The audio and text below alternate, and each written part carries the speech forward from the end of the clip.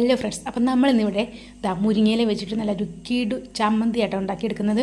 നല്ലൊരു അടിപൊളി ടേസ്റ്റായിരുന്നു. നമുക്ക് എല്ലാവർക്കും ഇഷ്ടപ്പെടും. അപ്പം നമുക്ക് എണ്ണ ചൂടായി അതിലേക്കൊരു 3 വറ്റൽമുളക് ഇട്ട് കൊടുത്തിട്ടുണ്ട്.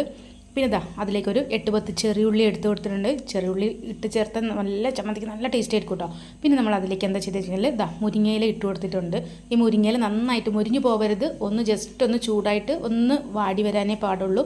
അങ്ങനെ വാടി വന്നതിന് ശേഷം നമുക്ക് നേരെ ഒരു പാത്രത്തിലേക്ക് മാറ്റാം. എരിവ് കൂടുതൽ വേണമെന്നുള്ളവർക്ക് മുളക് കൂടുതൽ എടുക്കാം കേട്ടോ.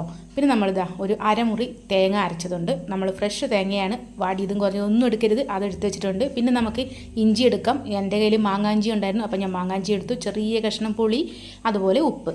ഇനി നമുക്ക് നേരെ അത് അമ്മിക്കല്ലിലിട്ടിട്ട് തന്നെ അരയ്ക്കണം. നല്ല ടേസ്റ്റാണ്. കാരണം നമ്മൾ അമ്മിയിലിട്ടിട്ട് അരയ്ക്കുകയാണെങ്കിൽ നന്നായിട്ട് മിക്സ് ചെയ്ത് കിട്ടുള്ളൂ. നമ്മൾ മിക്സിൻ്റെ ജാറിലൊക്കെ ഇട്ടാൽ ആ ഇലയൊക്കെ ചിലപ്പം അരഞ്ഞോളണമെന്നില്ല. അപ്പോൾ നമ്മളിതാ അടുത്ത സെക്ഷൻ മാങ്ങാഞ്ചി നന്നായിട്ടൊന്ന് ചതച്ചതിന് ശേഷം ഒന്ന് അരച്ചെടുക്കുന്നുണ്ടേ. മാങ്ങാഞ്ചി നല്ല ഫ്രഷാണ്, ഞാനിപ്പോൾ പറിച്ചുകൊണ്ട് വന്നതാണ്. അതാണ് ഇങ്ങനെ പിടിച്ചിട്ട് കിട്ടാത്തത് കേട്ടോ. വാടിയതൊക്കെ ആണെങ്കിൽ അവിടെ കിടന്നോളുമായിരുന്നു. പിന്നെ നമ്മൾ പുളി ചേർത്ത് കൊടുത്തിട്ടുണ്ട്. ഇത്ര മതി കേട്ടോ. പുളി ഒരുപാട് പുളിയായാലും നമ്മൾ ചമ്മന്തിക്കൊരു രസം ഉണ്ടാവില്ല. എനിക്ക് ഓൾറെഡി അത്ര പുളിയുള്ള ചമ്മന്തി ഇഷ്ടമല്ല. ഇനി അതിന് ശേഷം നമുക്ക് തേങ്ങ ഇട്ട് കൊടുക്കാം. തേങ്ങയും കൂടി ഒന്ന് അരച്ചെടുത്തതിന് ശേഷം നമുക്ക് ലാസ്റ്റ് നമുക്ക് മുരിങ്ങയില ഇട്ട് കൊടുക്കാം കേട്ടോ. തേങ്ങ നമുക്ക് ഫസ്റ്റ് ടൈം നന്നായിട്ട് അരയ്ക്കേണ്ട ആവശ്യമില്ല. നമ്മൾ ജസ്റ്റ് ഒന്ന് ഒതുക്കിയെടുത്താൽ മതി. അതിനുശേഷം ആണ് നമുക്ക് മുരിങ്ങയിലയും കൂടി അരച്ചതിന് ശേഷം മാത്രം നമുക്ക് ഒന്നും കൂടി ഒന്ന് നന്നായിട്ടൊന്ന് അരച്ചെടുക്കണം കേട്ടോ.